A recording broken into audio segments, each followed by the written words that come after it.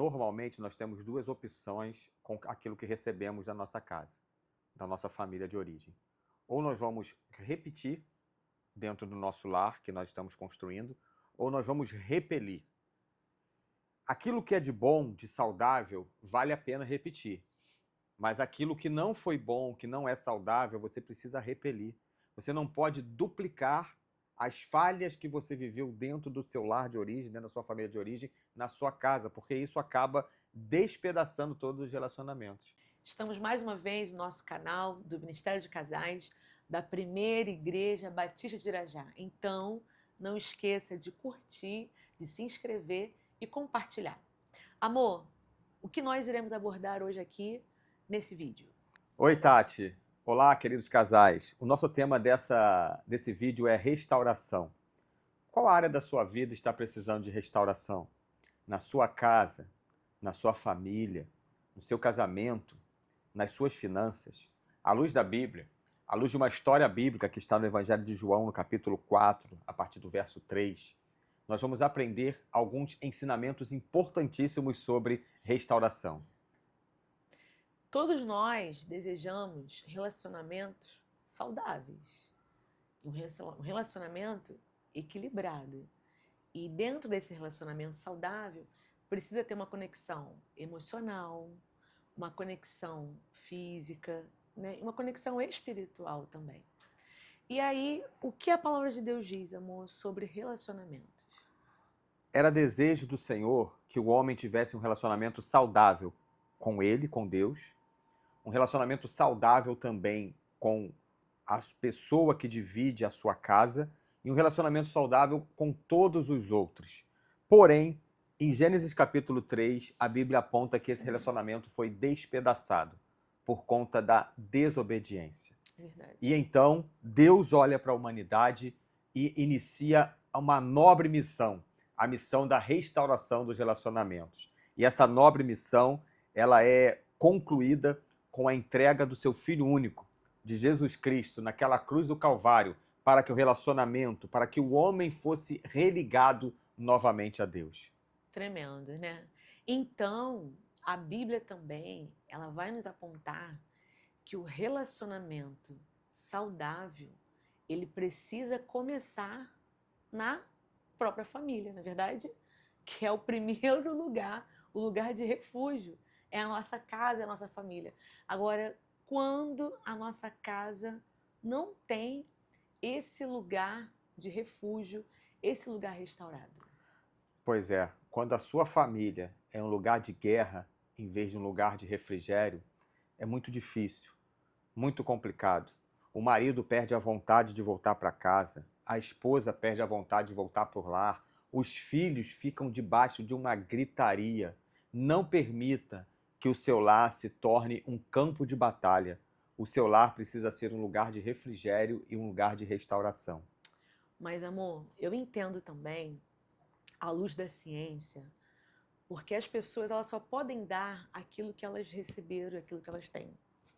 E aí, infelizmente, quando um pai e uma mãe oferece algo para sua família que não é positivo, é como se ele estivesse ali estocando naquela família tudo que foi de ruim para ele, e ele acaba estocando nesse lar. Exemplo, às vezes é uma gritaria, as brigas, confusões, que aquele pai, aquela mãe já vieram de um lar um pouco disfuncional, a gente sempre fala, né, desses assuntos aqui no nosso canal, e ele traz para dentro da sua casa. Ou seja, o que esse filho vai aprender, né? O que estarei ensinando para a minha geração, para a minha futura geração, para minha família, né? É interessante, Tati, que normalmente nós temos duas opções com aquilo que recebemos da nossa casa, da nossa família de origem. Ou nós vamos repetir dentro do nosso lar que nós estamos construindo, ou nós vamos repelir. Aquilo que é de bom, de saudável, vale a pena repetir. Mas aquilo que não foi bom, que não é saudável, você precisa repelir. Você não pode duplicar as falhas que você viveu dentro do seu lar de origem, dentro da sua família de origem, na sua casa, porque isso acaba despedaçando todos os relacionamentos. E aí é onde surgem as doenças também psicossomáticas, né? Quando eu trago algo do meu passado para minha família presente, simplesmente eu estou aprisionando a minha família presente. E é onde surge aí as questões de uma depressão, de uma ansiedade, de um estresse elevado, né? De brigas constantes dentro do lar, até mesmo vícios acabam se apresentando dentro desse lar. Por quê, queridos? Por conta dessa desestrutura, vamos dizer assim, né? Desse lar e dessa família. O que a gente pode fazer em relação a isso, amor? É interessante, Tati, esse assunto, porque quando falta o amor, quando falta a manifestação do amor dentro do ambiente da família, quando falta expressões de afeto, quando falta carinho, tudo isso faz com que os relacionamentos se tornem frios e distantes. Filhos começam a não ver mais pais se relacionando bem, e os filhos começam até a duvidar se vale a pena ser casado ou não. Os filhos começam a viver dentro de um ambiente tão disfuncional que eles começam a perder o desejo por constituir uma família. Então nós precisamos, como casais, como família, entender quais as sementes que nós estamos lançando dentro da nossa casa. Porque essas sementes, elas vão frutificar lá na frente. A maior irritação que um pai e uma mãe pode causar em um filho é a ausência de amor e afeto. Agora, olha bem, quantas vezes aquela pessoa ela não recebeu amor e não recebeu afeto, aquele adulto. E aí, quando ele se vê ali no filho, ele não vai dar aquele amor e ele não vai dar aquele afeto. Porque ele vai olhar para o filho como se fosse ele no passado. Uhum. Isso é tão ruim, porque eu carrego aquelas emoções, sensações que eu tinha lá atrás, eu trago para o meu presente. E eu acabo descontando no meu filho, nos meus filhos. E os meus filhos não têm nada a ver com isso. Então, nós adultos, nós temos que ser maduros o suficiente e responsáveis pela criação dos nossos filhos. A começar em nós, nós temos que mudar a nossa rota, mudar a forma de educar, mudar a forma de falar, a maneira de reagir e agir e ser mais afetuoso. Porque às vezes cobramos tanto dos nossos filhos e esquecemos de acolhê-los. Com isso, a gente vai o quê? Afastando cada vez mais dos nossos filhos. E a nossa conexão, ela vai ficando completamente desligada. E quando nós olhamos para o texto da Bíblia que citamos, nós nos deparamos aqui com a história da mulher samaritana que experimenta uma linda restauração. Ela experimenta uma linda restauração por quê? Porque Deus tinha propósitos para restaurar aquela vida. E Deus tem propósitos para a sua vida também. Jesus, ao passar por Samaria, fato esse que não era comum para os judeus desviavam da cidade de Samaria por conta da inimizade entre os povos, mas Jesus tinha um propósito na vida daquela mulher.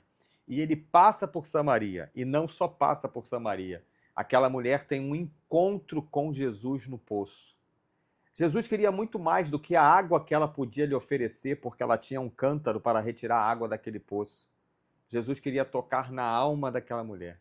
Jesus queria tocar na alma daquela mulher com a verdade, porque Ele é a verdade, Amém. Ele é o caminho e Ele é a vida. Jesus quer tocar na sua alma, trazendo restauração. Em cima dessa passagem que você relatou aqui, nós percebemos que Jesus queria que aquela mulher estivesse com o seu passado resolvido. Perfeito. Porque quando estamos com o nosso passado mal resolvido, o nosso presente não anda, não caminha. E olhando para o texto, do versículo 6 ao 9, a gente percebe que para resolver o passado, a gente precisa questionar menos e obedecer mais. Aquela mulher, ela precisou se livrar dos pensamentos contrários, ela precisou se livrar de conceitos, de convicções que a afastavam de Jesus. Porque Jesus, ali para aquela mulher, era um homem judeu.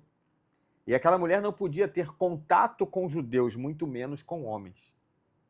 mas ela precisou questionar menos e ela precisou obedecer mais. Talvez ela até ficou um tempo ali daquele diálogo sem entender muito bem quem era Jesus, sem entender muito bem o que ele estava propondo para aquele momento, mas o propósito maior de Deus era que aquela mulher se encontrasse com Jesus de forma pessoal e transformadora. Quando nós entendemos essa questão, né, bem resolvido, tudo alinhado, tudo no seu devido lugar, o passado já não nos causa mais dor, não causa raiva, que geralmente a dor ela pode ser mencionada no presente como uma raiva, no passado como uma mágoa e no futuro como uma ansiedade. Olha só que situação a dor pode nos causar. Então, quando eu decido em resolver todas essas questões que me machucam ou que já me machucaram, eu não preciso carregar, né, essas questões. E tudo se torna bem resolvido.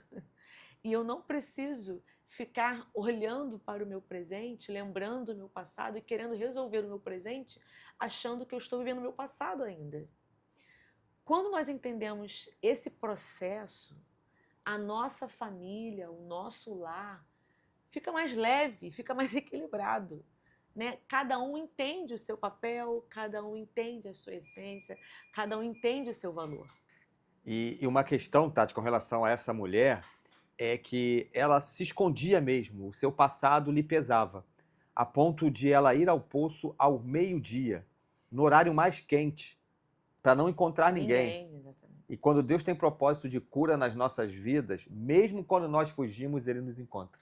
Amém. Ele foi no horário mais quente até o poço, porque era propósito de Deus mudar a vida daquela mulher. Amém. E não só mudar a vida daquela mulher, porque quando Deus muda a nossa vida, automaticamente todos os outros que estão ao nosso redor são impactados. Sim. Aquela mulher leva o evangelho até Samaria.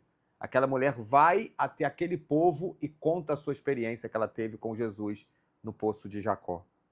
E aí, nós precisamos entender uma questão importantíssima olhando para esse texto. Do versículo 10 ao versículo 14, nós percebemos que se nós compreendermos tudo isso, aquela mulher compreendeu o que estava acontecendo e então ela pôde mudar de nível. Jesus responde assim, no versículo 10, Jesus respondeu: se você conhecesse o dom de Deus, que é a vida eterna, e quem está lhe pedindo água, ou seja, quem está pedindo é o Messias, não é um simples judeu. Uau. Exatamente. Não é mais sobre o natural ali a conversa. Sim. Ali a proposta é de uma experiência profunda com Deus. É de uma intimidade com Deus. É quando o coração se curva, o céu responde. Amém. Aquela mulher estava diante do Rei dos Reis e Senhor dos Senhores. E ela teve a oportunidade de mudar o nível da sua vida. De ir além, de se importar com as coisas do alto, de receber a presença de Deus na sua vida. E eu lhe pergunto, quais fontes você tem buscado as águas para a sua vida? Existe uma canção até que diz isso, né? Dá-me de beber, pois tenho sede. Sim. Mas quando nós experimentamos da água da vida, que é o Senhor Jesus, a nossa sede eterna, ela é saciada. E todas as áreas da nossa vida são restauradas. E quando a nossa vida ela é restaurada, a nossa família, a nossa casa, tudo que está ao nosso redor fica de uma forma reequilibrada. E ainda olhando para a vida dessa mulher samaritana e para essa história, ela chega naquele poço carregando um cântaro. Era algo normal. Era uma vida normal. Ela ia até lá, buscava água, levava para a sua vizinhança. E ela sai daquele poço não mais carregando um cântaro. Ela volta carregando um chamado. Amém. E aí no versículo 39 do texto que lemos, diz assim: muitos samaritanos daquela cidade creram em Jesus por causa do testemunho daquela mulher. Ela chegou diferente porque ela teve encontro com Deus. Sim. O seu passado não pode lhe aprisionar. Entrega o teu caminho ao Senhor. Confia nele e o mais ele fará. Ele há de te levar para níveis muito maiores. E ele vai fazer com que através da sua vida a sua família seja restaurada. Amém. Vamos orar? Feche seus olhos. Convido você a orar conosco. Espírito Santo de Deus, Te louvamos porque o Senhor é lindo. Amém. E o Senhor sempre olha para dentro de nós, sem julgamentos. Amém. Senhor, em nome de Jesus, traga, ó Pai, restauração, traga cura em áreas, ó Pai, que só o Senhor sabe, que só essa pessoa sabe que está aqui conosco, o que vem acontecendo. Oh, Jesus, vai ao encontro. Senhor, repara, meu Pai, o que precisa Restaura ser reparado. completamente. Pai amado, vá, Senhor, em áreas, ó Pai, emocionais, em áreas físicas, relacionamentos, ó Pai, em nome de Jesus. Mesmo que aos olhos humanos seja algo impossível de ser reparado e restaurado. Amém. Que o Senhor venha com a tua poderosa mão, agindo e transformando, ó Pai, todas as coisas. Senhor, te louvamos, porque nós temos um Deus que se importa conosco, que cuida de nós e que está sempre, ó Pai, disposto, ó Deus, a nos dar o melhor. Senhor, nos faça enxergar, ó Pai, aquilo que Tu queres nos oferecer. Amém. Em nome de Jesus. Amém. E eu quero convidar você mais uma vez a curtir, a comentar e a compartilhar o nosso canal para que vidas possam ser abençoadas pela palavra do Senhor.